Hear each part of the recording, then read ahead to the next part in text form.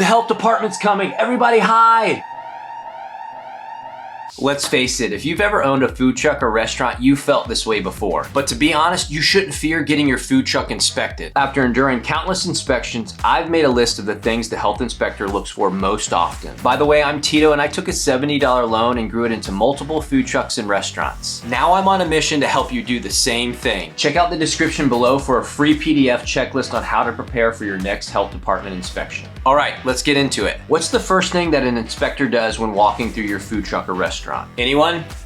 Bueller? They wash their hands. That's right. Every single inspection that I've ever experienced in any of the 3 states that I own a food business in, the health inspector always washes their hands before starting their inspection. So what's that mean? It means you better have a clean and stocked hand washing station. Duh. To put this more broadly, the first thing on the list is to ensure you have clean workstations, surfaces, and equipment. Anything that comes in contact with food has the potential to cause contamination, so regular maintenance is key. Make sure all floors, walls, countertops, and even the ceiling are sparkling clean. We all know that dirty grime that lives on the top of a food truck walls by the fryer. Pro tip, you can use Members Mark Grill Cleaner to make your walls look brand new. I have no affiliation with these guys, it just works really well. All right, next on your list is personal hygiene. To avoid contamination, everyone who handles food and money should adhere to strict personal hygiene standards. After all, the first thing an inspector will see is the uniform of you and your employees. Wearing an apron goes a long way to keeping a clean and professional appearance. Make certain that your nails are kept at a proper length, hair is covered or tied back,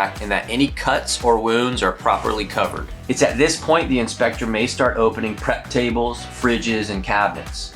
So you'll need to make sure you've properly stored all the food. This will help you to avoid contamination and spoilage. Ensure cooked and ready to eat food is stored above raw food. Verify that all food is kept on shelves, racks, or pallets that are at least 6 inches off the ground. To prevent drips or spills, make sure that all food is adequately covered or contained. It's important to have the proper utensils to minimize direct hand contact with food. This step may sound small, but trust me, you don't want to be the food truck that stores raw poultry above fresh produce. If you make that mistake, you're likely to get shut down. Like I mentioned, I've been through too many inspections to count, and after all those meetings, I've learned a thing or two about what health inspectors look for. One of the most helpful tips I can share is that they love food labels. This brings me to our next step, which is to ensure everything is properly labeled. I'm not kidding when I say inspectors love it when everything has a label. I've tried to butter them up with coffee, humor, even pictures of my family, but nothing gets them going like a clean label on a 6-pan of chopped veggies. Make sure to include the product name,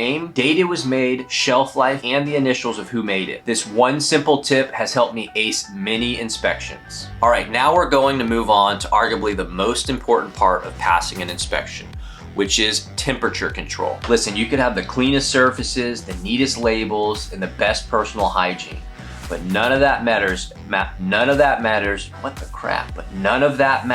if you mess up on food temperature. You need to be prepared for the health inspector to stick a thermometer in everything.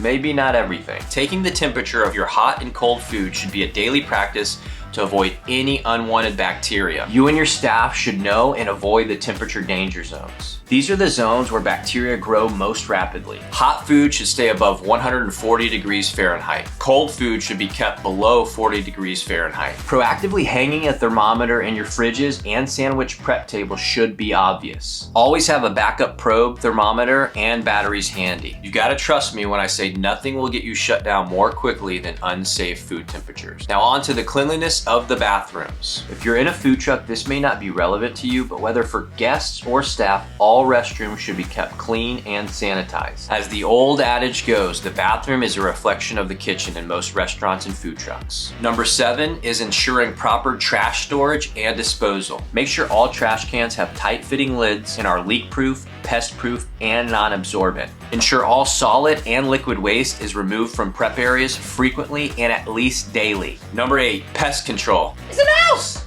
Let's face it, pests are the last things you want in a food truck. Make it a part of your closing checklist to check for droppings or nesting sites. The best way I've found to keep pests away is to hire a pest control company and pay them a monthly fee. Yes, it's an added expense, but one well worth it. Finally, you need to educate and train your staff on everything we've just covered. It's not uncommon for the inspector to ask your team what the temperature zones are, how to store food, and how to clean and sanitize a surface. The best way to be prepared is to integrate all these steps into your employee training. You see, at our restaurants and food trucks, the first training after orientation is cleanliness, sanitation, and food safety. The key takeaway of this video is not to prepare for a health inspection. It's to make everything we've covered part of your food truck culture so that you can get inspected anytime and ace that test. Don't forget the free PDF checklist below. Let me know what other food truck videos you'd like to see in the comments below. Please like and subscribe this video for more food truck tips. Thanks for watching.